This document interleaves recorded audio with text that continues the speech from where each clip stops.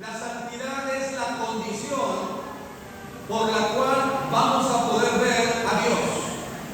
Dice la palabra en Hebreos 12:14, seguir la paz con todos y la santidad, sin la cual nadie verá al Señor. ¿Queremos ver al Señor eternamente? ¿Queremos estar en su presencia y para siempre? Sigamos la paz y la santidad, dice el texto. Por eso, la santidad es un propósito, un objetivo. En estos tiempos de creciente oscuridad moral, es urgente que vivamos en santidad de manera constante, de manera continua. No podemos darnos el lujo de vivir esporádicamente en santidad. No podemos pretender que por tiempos seamos santos y otras veces no. El deseo de Dios es que vivamos esa santidad todo el tiempo. Todo el tiempo. Y más aún cuando estamos inmersos en un mundo donde hay tinieblas, donde la inmoralidad crece, donde el pecado cada vez va tomando forma y se está convirtiendo en algo ya normativo, donde a aquello a lo cual se le llamaba malo ahora es bueno, y donde lo bueno ha dejado de ser bueno para ser llamado malo. Así como en los tiempos del profeta Isaías. Por ese motivo, siendo la familia la obra de Dios, creación de Dios, y entendiendo que todo lo que Dios nos da es perfecto, como dice Santiago, que toda buena dádiva y todo don perfecto proviene del Padre, entendiendo estas cosas, es nuestro deber que como familias comencemos a forjar la santidad como una necesidad. No pensemos, hermanos, que la santidad es únicamente para los que predican, para los que se paran delante de ustedes a enseñarle la palabra, o para aquellos que están involucrados 100% con la obra. Si usted es parte de la iglesia del Señor, usted también es llamado a ser santo. Hay que entender eso. Y como familia debemos forjar esa santidad como una necesidad. Pero debemos definir lo que significa santidad. Si usted tiene aquí su Biblia, me puede acompañar a 2 de Corintios capítulo 7, versículo 1. 2 de Corintios capítulo 7, versículo 1. Dice la palabra: así que, amados, puesto que tenemos tales promesas, limpiémonos de toda contaminación de carne y de espíritu, perfeccionando la santidad en el temor de Dios. Voy a aplicar este texto también en su contexto. La iglesia de Corinto, si usted ha estudiado las dos cartas, tenía una característica muy particular. Era una iglesia que no estaba tomando en serio la presencia del pecado y del desorden espiritual y moral dentro de la iglesia. Estaban pasando por alto situaciones puntuales. Pero esa iglesia de Corinto, allá en la primera carta, en el capítulo 1, Pablo la llama, inspirado por el Espíritu de Dios, una iglesia santa. Le escribe a los santos que están en Corinto. Y uno se pregunta, ¿verdad?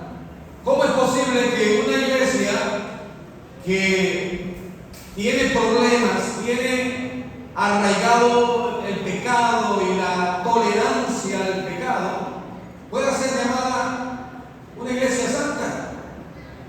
los hermanos santos?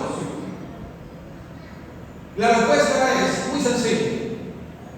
Dios obra en primer lugar la santidad en nosotros. ¿Cuándo?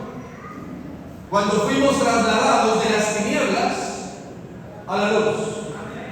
Cuando fuimos rescatados del reino de Satanás y trasladados al reino de su amado Hijo. Ese proceso de apartarnos del mundo es lo que se conoce como santidad, desde la obra de Dios, porque eso no es nuestro. Si fuese por nosotros el proceso de salir del mundo y venir a Cristo, no lo haríamos, no lo haríamos.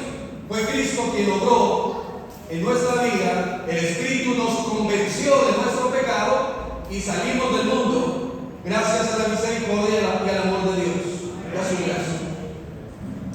Sin embargo, allá mismo en la primera carta de los Corintios, el capítulo 1, Pablo les llama a ser santos. Y parece algo contradictorio, ¿no? ¿Cómo? Si ya son santos, ¿por qué ahora los llama a ser santos? Sencillamente porque después de la obediencia al Evangelio, después del bautismo, es responsabilidad nuestra, con ayuda de Dios obviamente, pero es nuestro esfuerzo el de limpiarnos, y ahora sí vamos a la 2 de Corintios, de limpiarnos de toda contaminación.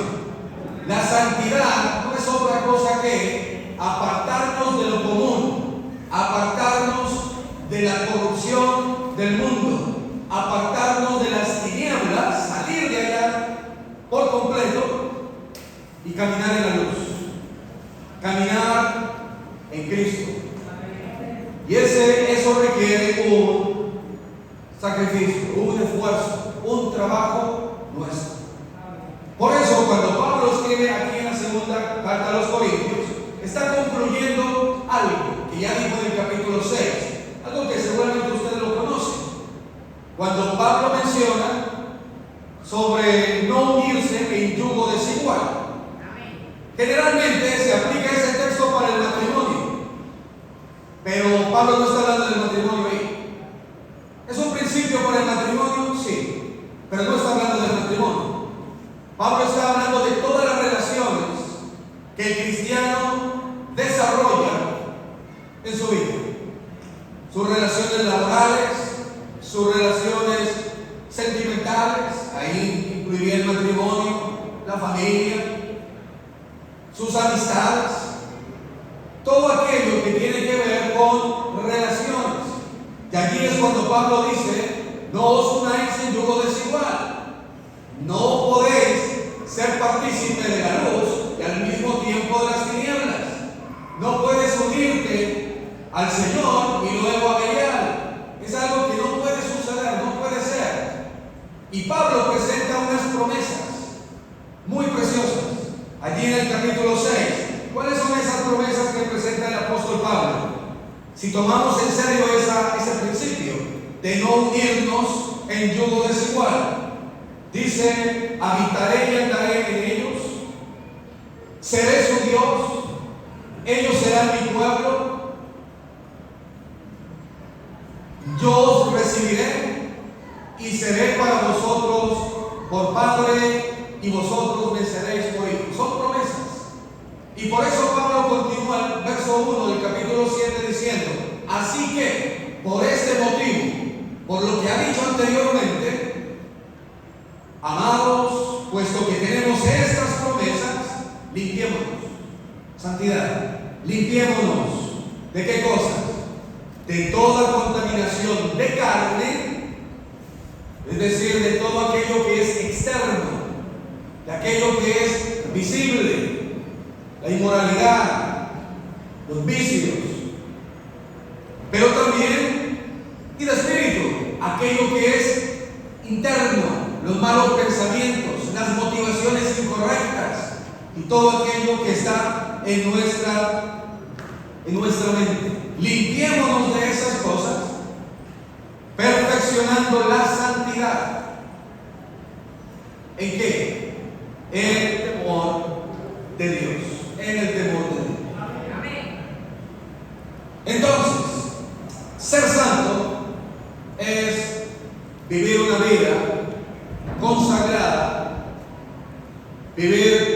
una vida dedicada a hacer la voluntad de Dios. Nada más que eso.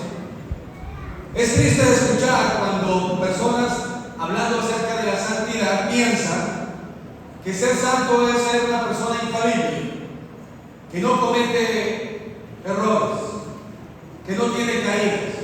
Ese no es el concepto. De hecho, otros creen que ser santo es un título reservado para un pequeño grupo de personas que vivieron una aparente vida piadosa y que después de muerto entonces los eligen como santos. Son conceptos equivocados. Es falso todo eso, porque santo es aquel que ha sido rescatado por el Señor del mundo y que está vivo para el Señor, haciendo su voluntad. Una vez que entendemos lo que significa ser santo, apartado, eso trae unas características que especialmente para los jóvenes es una lucha constante por el medio o el contexto en el que se desarrolla, de escuela, de universidad, y también de trabajo muchas veces. ¿Y a qué me refiero con esto? A que el mundo, con sus ojos naturales, ve al cristiano que ya ha sido santificado por el Señor como una persona rara, una persona anticuada, una persona que pareciera que viviera en otro mundo, alguien que ha enloquecido. Pero lo que estamos haciendo es mostrando que somos distintos. Porque ser santo significa ser diferente y distinto al mundo. Ser santo implica que alguien sigue el molde de Dios y no se conforma a la corriente de este mundo.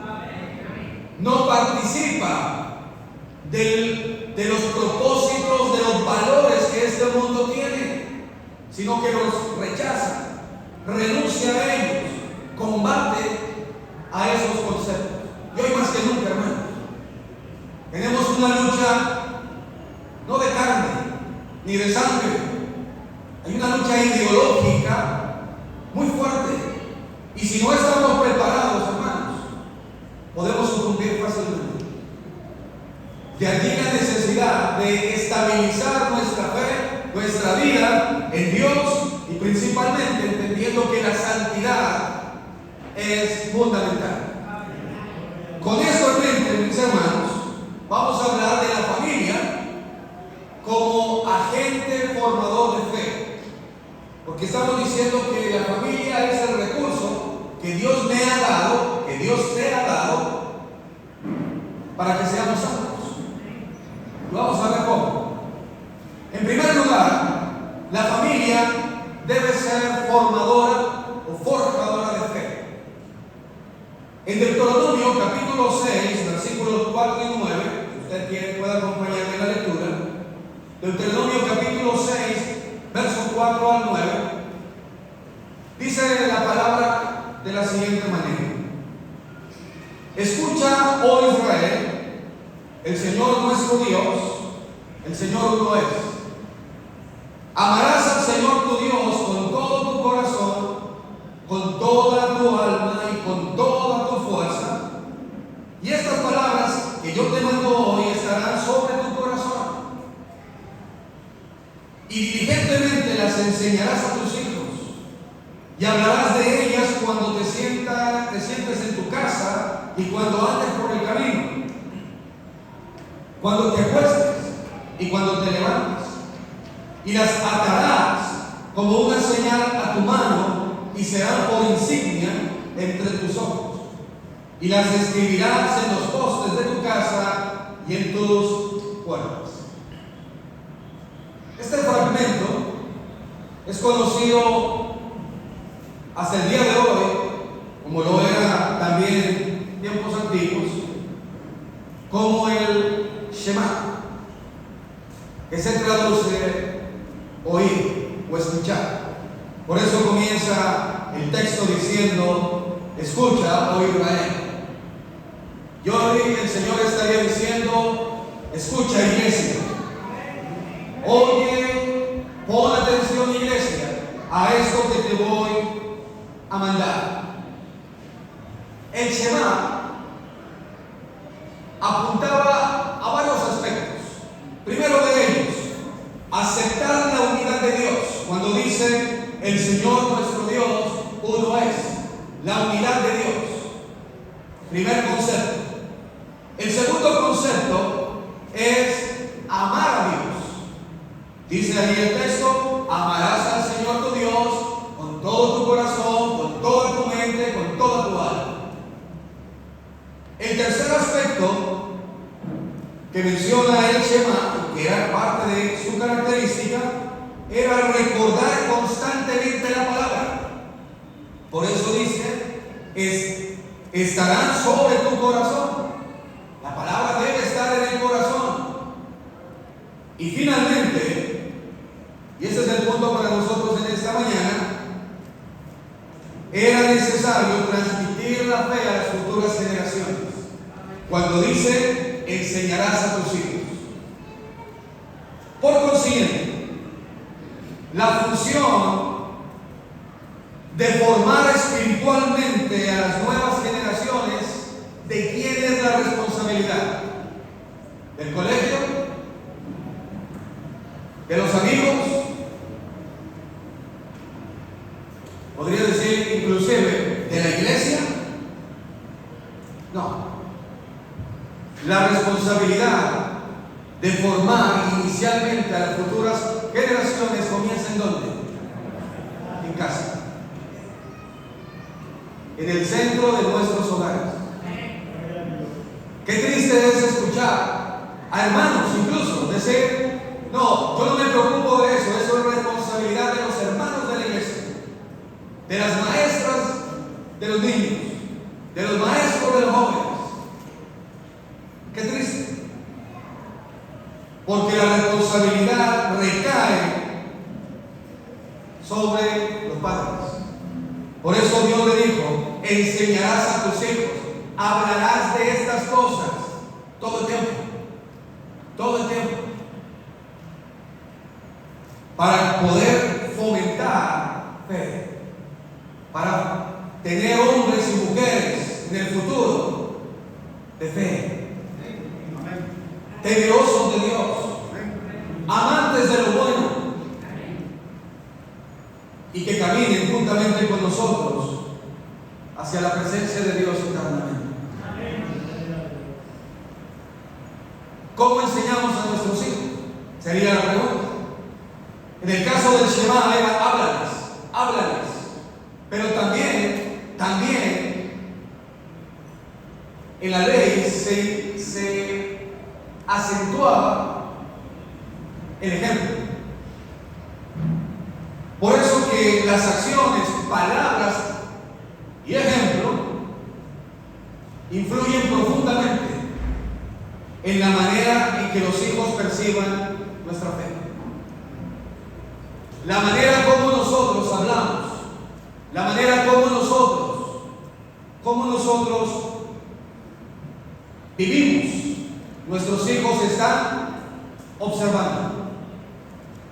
Y no podemos decirles a ellos que vivan la fe, que lleguen a un nivel de crecimiento espiritual, si nosotros como padres no lo estamos haciendo. Es totalmente incoherente. Es salido de la lógica que yo le exija a mis hijos a que sean espirituales cuando yo no lo soy, y mucho menos cuando no tengo ni la mínima intención de serlo. Y de ahí queremos tener familias fuertes, de allí queremos tener familias saludables, y lo que tenemos son familias en caos, buscando rescatar a su familia, porque está caída, porque ha sido un fracaso.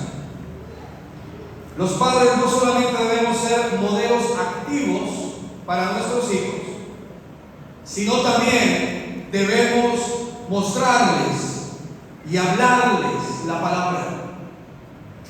Alguien podría decir, bueno, voy a dar un buen ejemplo solamente.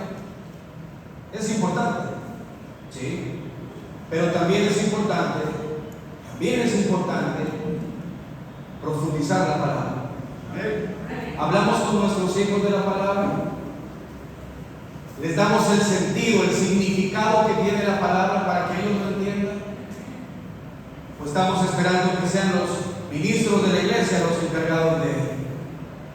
Tenemos responsabilidad de forjar la fe en nuestros hijos, con el ejemplo, pero también con la palabra.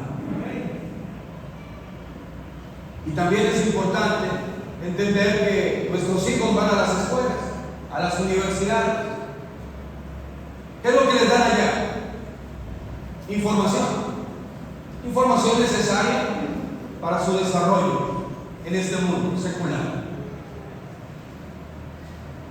Pero la tarea de forjar la ética, la moral y la fe comienza en casa. Y aquí quiero hacerles una advertencia, hermanos. Estemos alertas, y hoy más que nunca, de qué información están recibiendo nuestros hijos. No sé cómo sea aquí en República Dominicana, pero en nuestros países las ideologías están tomando fuerza.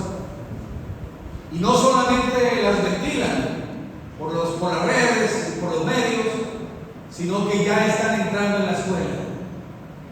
Textos escolares donde la figura del matrimonio ya no es un hombre y una mujer solamente, sino que ahora puede ser un hombre con un hombre, una mujer con una mujer, pueden haber hasta tríos o la relación que quieran, de la manera como usted se percibe, como un animal también, la zoofilia.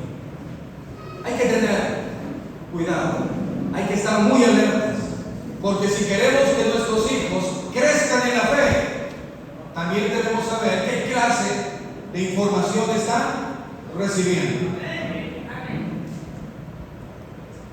Otro aspecto necesario en este tema de rescatar la familia y que sea la familia un recurso para nuestra santidad, y hablé de la santidad de nuestros hijos también, ¿verdad? Es que la familia debe formar los valores y las virtudes cristianas. Proverbios 22:6 dice: instruye al niño en su camino, y aun cuando fuere viejo, no se apartará de él.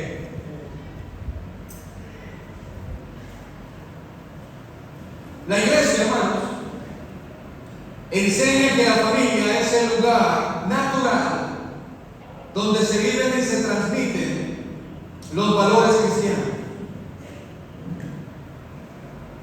La casa es la formadora de fe, de creer en Dios. Pero la iglesia enseña virtudes. La casa también, obviamente. Pero la iglesia siempre está presta para enseñar virtudes, principios, valores necesarios para vivir en este mundo. En el caso de la casa, de la familia, la casa debe ser un lugar, hermanos, donde el amor y el servicio reinen. Si nuestros hijos están mirando que en casa hay irrespeto, no hay comprensión, no hay servicio, ayuda mutua, eso es lo que ellos van aprendiendo y es lo que van a desarrollar en sus futuros matrimonios cuando ellos tengan familia. Por ese motivo,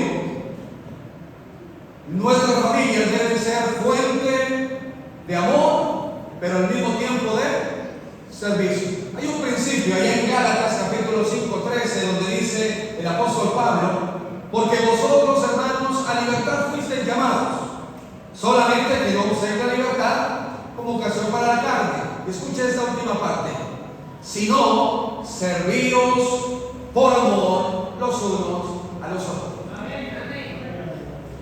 Alguien podría decir, sí, pero eso es para la iglesia. Eso no es para mi casa. No es un principio. Porque en casa tenemos una pequeña iglesia. ¿O no?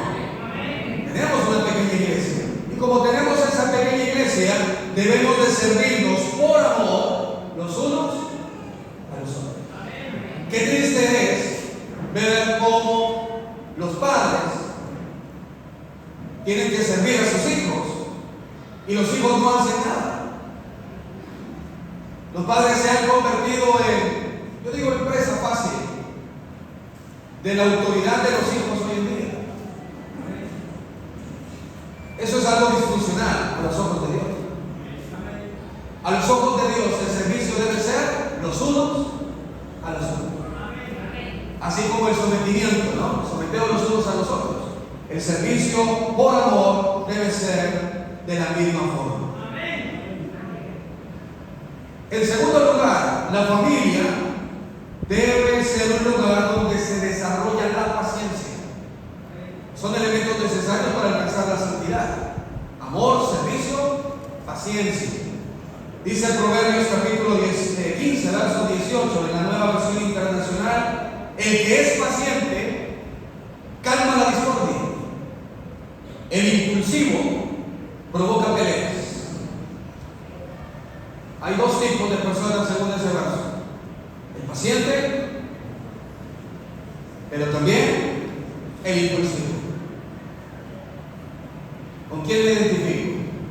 Con el que calma los momentos difíciles, turbulentos, las discordias, o aquel que se aprovecha de esto para generar conflicto, para generar peleas, discordias. En casa, hermanos, cuando desarrollamos la paciencia, vamos a fomentar un ambiente armonioso y afectivo. Si los hijos observan que los adultos responden o respondemos con calma a situaciones difíciles, ¿qué creen? Ellos, eso es muy probable, ellos también aprenderán a manejar situaciones difíciles de la misma forma. Pero si frente a los problemas nosotros nos alteramos, perdemos el control, perdemos el juicio, ellos están aprendiendo lo mismo. Y cuando vengan los problemas a ellos, van a reaccionar como han visto en casa. Es importante, hermano, reconocer que como padres tenemos responsabilidad con nuestros hijos. Tenemos límites también. Tenemos límites, tanto los unos como los otros. En tercer lugar, la familia debe ser un lugar donde el perdón encuentra su casa. Repito, la familia debe ser un lugar donde el perdón encuentra su casa, su hogar, su nido. Y más en familias cristianas. No podemos esperar que eso suceda en el mundo. Esto debiera suceder en casa de cristianos. Dice Efesios capítulo 4, 32: antes ser benignos unos a otros, misericordiosos, perdonándoos unos a otros, como Dios también os perdonó a vosotros en Cristo. Y este texto es muy profundo, hermano. Tendríamos horas y horas hablando de este solo texto. Pero yo voy a resumirlo de la siguiente manera en el contexto de familia. Si queremos que haya solidez en nuestras casas, en nuestros hogares,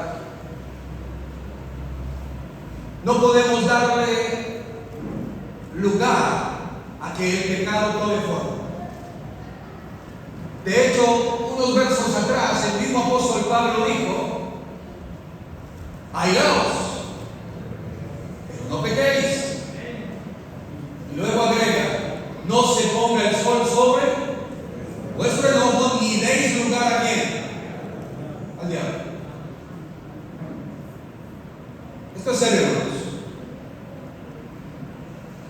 Porque cuando entendemos el perdón que Dios nos ofreció en Cristo Jesús, Él lo hizo sin recordarnos todas nuestras faltas. De hecho, Él continúa perdonándonos en Cristo, limpiándonos con su sangre cada vez que confesamos nuestros pecados, y Él, como dice la Escritura, hace que esas faltas vayan al fondo del mar. No se acuerda más de ellas. Ahora, ¿qué pasa con nosotros? Nosotros no somos Dios. Y no podemos decir que nos vamos a olvidar.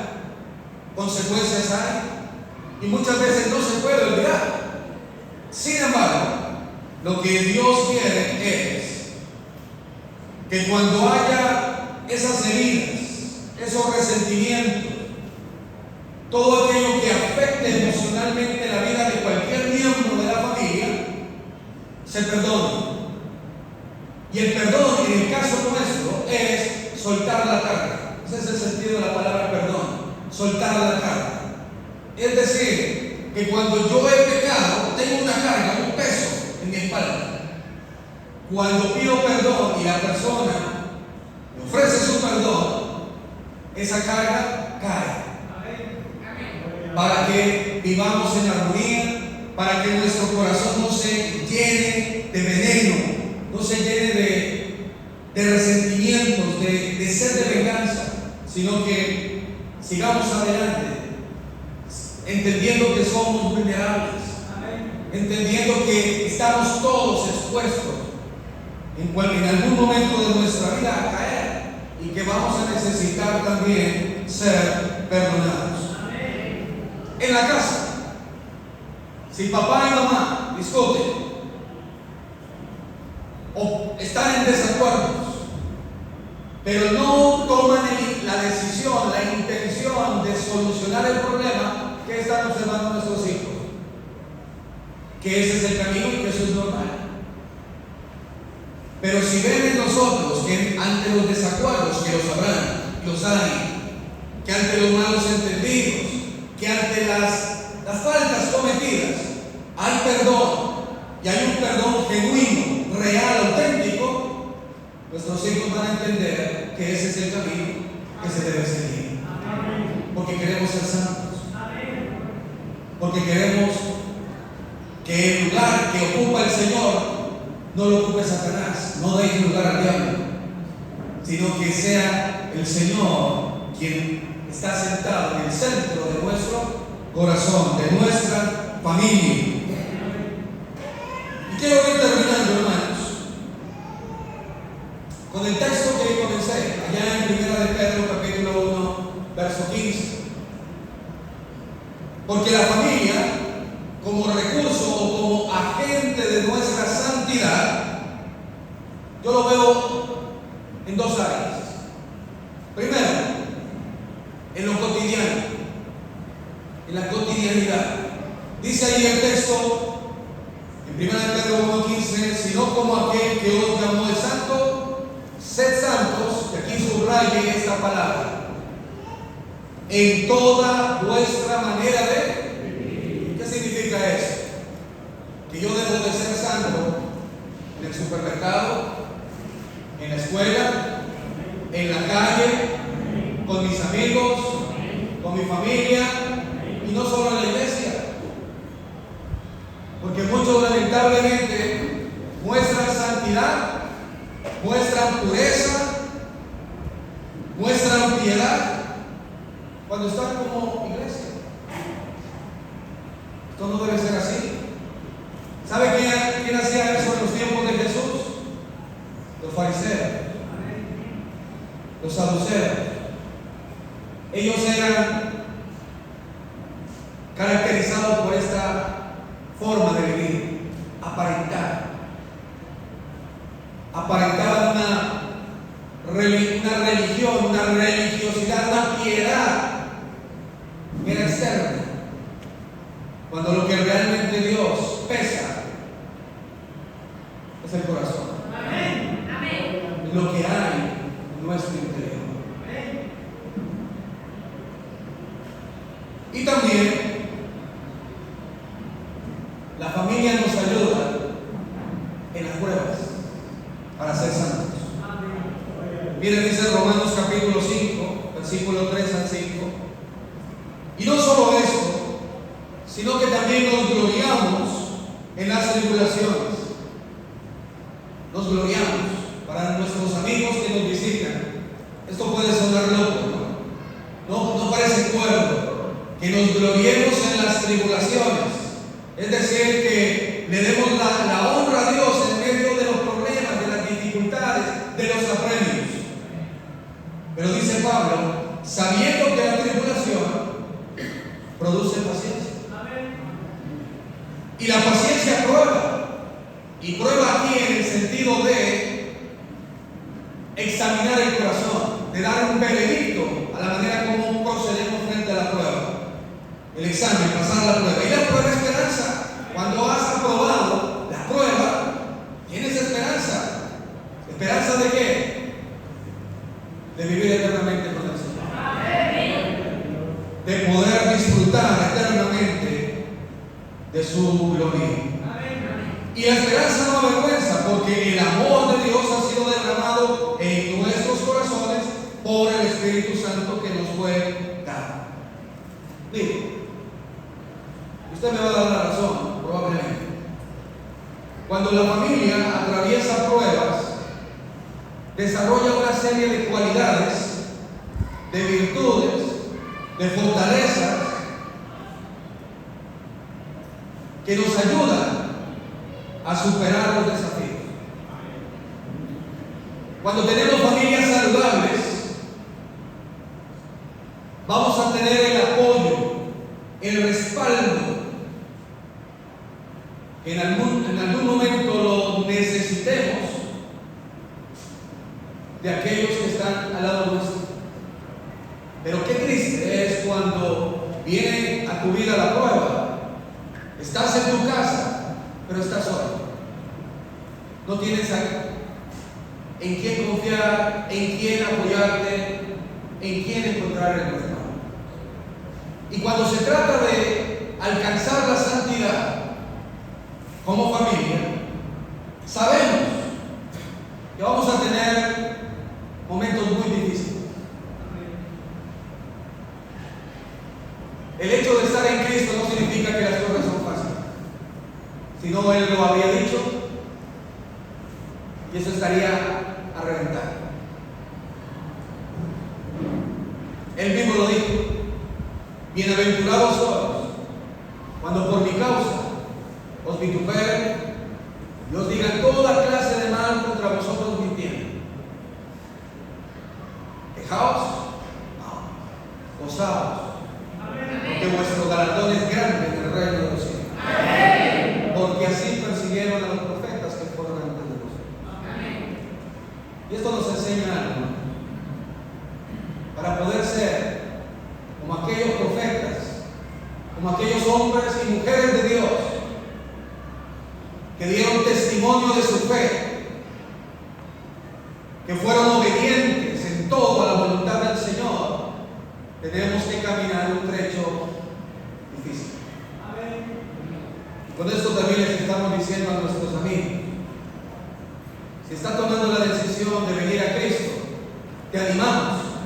Por supuesto que sí, porque la salvación es urgente.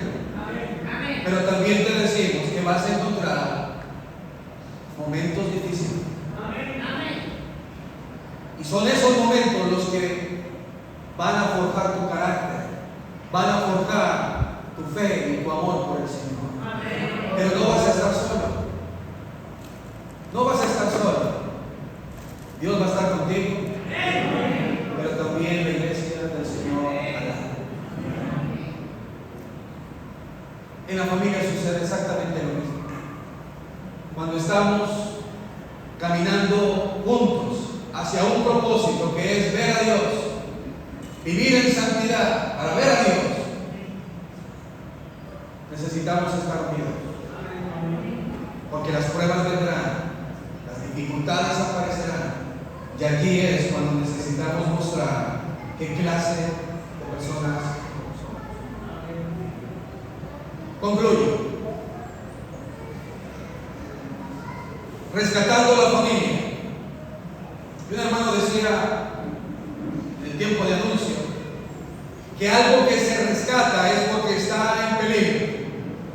Totalmente de acuerdo. Cuando la familia entra en periodos de crisis, cuando la familia está debatiéndose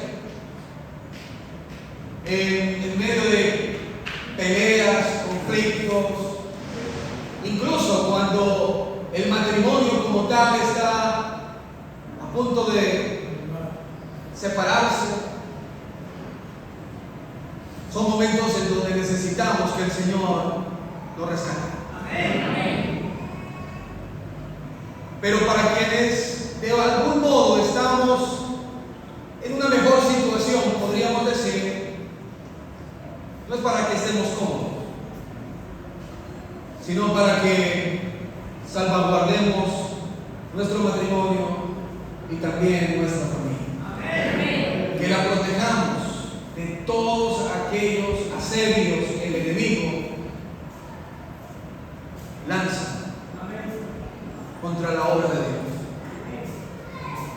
Porque tu enemigo no es tu esposa, no es tu esposo, ni son tus hijos, ni tampoco los hermanos de la iglesia. El enemigo, Satanás, es aquel que está detrás queriendo destruir tu vida, tu matrimonio, tu familia y la iglesia. No vamos a permitir.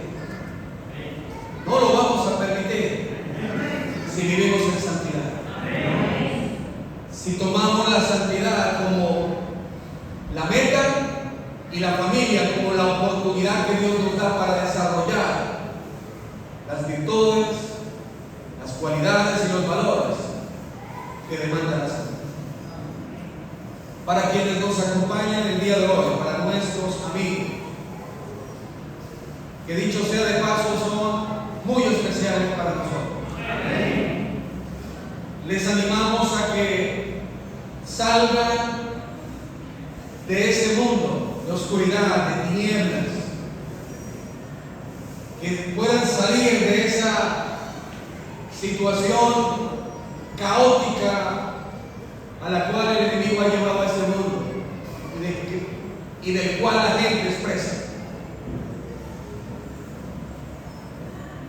Y la solución a ese problema es Cristo.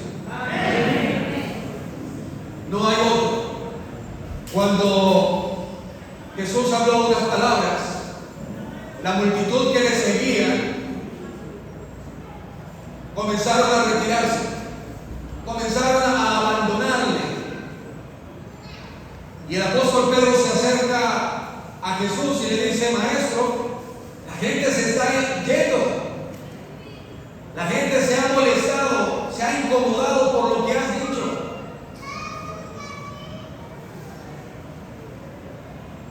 Desde la perspectiva humana, diríamos, Jesús tenía que haber hecho algo, ¿verdad? Llamarlos, disculparse. No lo hace. ¿Qué le dice a Pedro? ¿Tú también te quieres? ¿Y qué dijo el apóstol Pedro? Pero ¿a quién iremos si tú tienes palabras de vida eterna? Por eso, para nuestros amigos, no le estamos diciendo que nos crean a nosotros. Le estamos diciendo que le crean a Dios. Y si Dios creó tu vida, si Dios te dio la bendición de tu matrimonio, de tener hijos y algunos nietos, esas buenas dádivas, esos regalos que Dios te ha dado, la forma de agradecer más profunda que el hombre tiene es entregando su vida a Cristo. Amén. Por eso la invitación está hecha, hermano y amigo. Para la iglesia, sigamos caminando en santidad, sin la cual nadie verá al Señor. Y para nuestros amigos, Dios está presto para sacarte de allí, de las tinieblas, del fango, y trasladarte a la luz de su amado Hijo. Amén.